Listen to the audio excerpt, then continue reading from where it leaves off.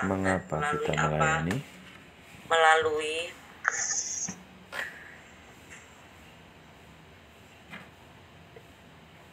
pelayanan ini kebutuhan pelanggan dapat terpenuhi.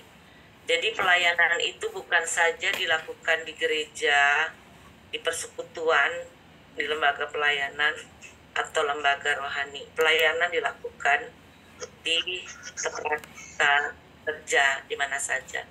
Jadi bentuk pelayanan tidak terbatas dalam hal yang tampaknya berbau rohani, tetapi seperti membantu teman dalam keadaan kesusahan, menghibur teman yang dalam keadaan sakit dan yang sedang berduka cita, dan juga mengajar anak-anak jalanan dan anak-anak yang kurang mampu lainnya, itulah disebut juga pelayanan. Jadi dimensi pelayanan ternyata sangat banyak ragamnya ya untuk membantu kita dalam memahami dimensi pelayanan ini. Kita membahas pentingnya pelayanan sebagai tugas atau kewajiban kita sebagai anak Tuhan.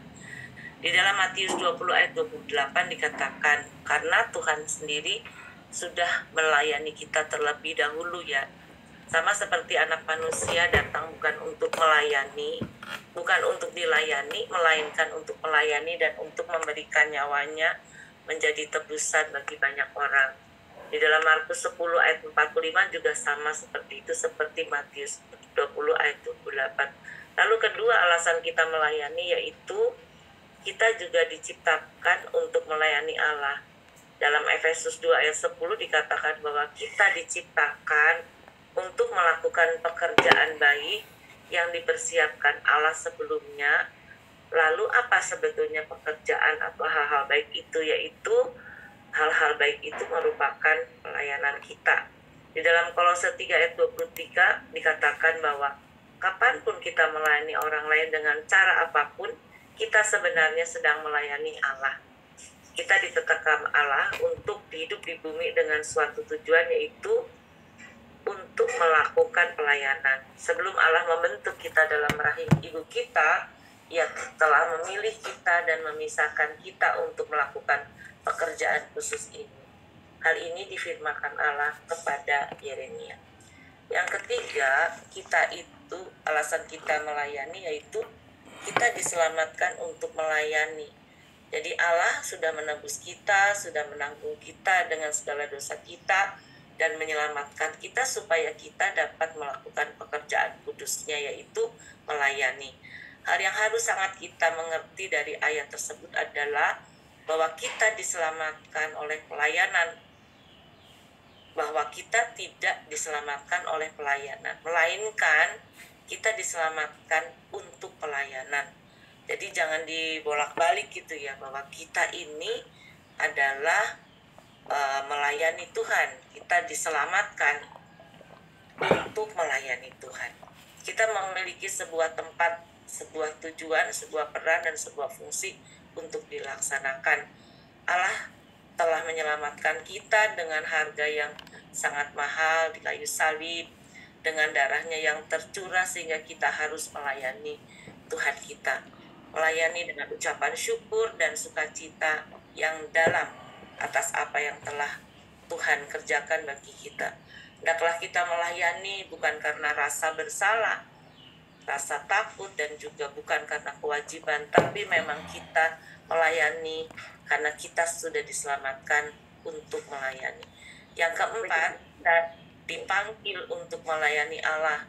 Ya, sering kita berpikir bahwa hanya sebagian orang saja yang dipanggil untuk melayani, yaitu para pendeta, guru Injil, ya, staf lembaga pelayanan, pekerja yang gereja yang full time. Alkitab berkata bahwa Allah sendirilah yang memanggil kita untuk melayani ya. Jadi panggilan kita untuk diselamatkan meliputi panggilan kita untuk melayani. Tidak peduli apa pekerjaan kita, kita dipanggil untuk melakukan pelayanan dalam hidup kita. Setiap kali kita memakai kemampuan yang diberikan Allah untuk menolong orang lain, kita sedang melakukan pelayanan yang merupakan panggilan kita, seperti dalam 2 Timotius 1 ayat 9. Allah menyelamatkan kita dan memanggil kita supaya menjadi umatnya sendiri. Ia melakukan itu bukan berdasarkan apa yang kita sudah kerjakan, melainkan berdasarkan rencananya Allah sendiri. Allah memilih kita untuk memberitakan sifat-sifat mulia Allah yang telah memanggil kita.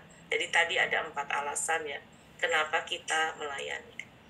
Hal apa yang kita takutkan ketika kita akan melakukan pelayanan? Yaitu banyak ketakutan, juga banyak kegelisahan dan banyak lagi kekhawatiran bercampur dalam hati dan pikiran kita. Ketika pelayanan itu, lalu sudah berapa banyakkah waktu, berapa banyak tenaga, dan berapa banyak pikiran yang kita habiskan untuk melakukan pelayanan untuk orang lain. Atau waktu, tenaga, dan pikiran kita seringkali kita habiskan untuk memikirkan diri kita sendiri. Jadi dalam kehidupan kita, apakah kita mikirkan diri kita sendiri, atau kita dalam pikiran kita tuh memikirkan orang lain? Di dalam Markus 8 ayat 33, Tuhan Yesus berkata, kalau kalian mempertahankan nyawa, kalian akan kehilangan nyawa. Jika kalian kehilangan nyawa demi Tuhan dan demi berita kesukaan, kalian akan mendapatkan dan menikmati hidup yang sesungguhnya. Jadi jika kita tidak melayani, kita hanya ada karena kehidupan dimasukkan untuk pelayanan. Allah ingin agar kita belajar mengasihi dan melayani sesama tanpa mementingkan diri sendiri. Allah ingin memakai kita untuk membuat perubahan di dunianya. Dia ingin bekerja melalui kita. Yang penting bukankah jangka waktu berapa lama kita hidup, melainkan berapa sumbangsihnya kita terhadap pelayanan. Bukan berapa lama kita hidup, melainkan bagaimana kita itu hidup. Apalagi alasan kita untuk tidak melakukan pelayanan? Alasan apa yang akan kita gunakan kalau kita tidak mau melayani? Satu ya, Abraham udah tua ya, Yakub yang orangnya juga tidak kokoh, Musa yang gagap, Gideon yang miskin, Daud melakukan perselingkuhan dan menghadapi segala jenis permasalahan keluarga, Elia yang mau bunuh diri, Yeremia yang hilang semangat, Yunus yang males ya, Petrus yang seorang pemarah, Marta yang banyak kekhawatiran, Zakheus yang tidak terkenal, Thomas yang punya keraguan, Paulus memiliki kesehatan yang buruk, dan Timotius seorang pemalu. Beraneka ragam deh pokoknya orang dengan status dan latar belakang yang berbeda dipakai Allah untuk melakukan pekerjaan pelayanannya. Jadi kita tidak boleh kita bilang kita nggak bisa, kita nggak mampu ya, kita nggak punya waktu, kita nggak punya uang, kita nggak punya tenaga. Itu bukan alasan. Dia akan memakai kita ya, kita akan diperlengkapi untuk kita melayani. Jika kita berhenti untuk membuat alasan untuk tidak mau terlibat dalam pelayanan. Di dalam Efesus 2 ayat 10, karena kita ini buatan Allah, diciptakan dalam Kristus Yesus untuk melakukan pekerjaan baik yang dipersiapkan Allah sebelumnya. Itu tadi firman yang kita lakukan. Lalu dalam pelayanan itu apa? Dasar pelayanan adalah karakter. Bentuk pelayanan adalah melayani. Lalu motivasi pelayanan itu adalah kasih. Ukuran kesuksesan pelayanan adalah pengorbanan. Otoritas pelayanan adalah menundukkan diri, dan tujuan pelayanan adalah memuliakan Tuhan.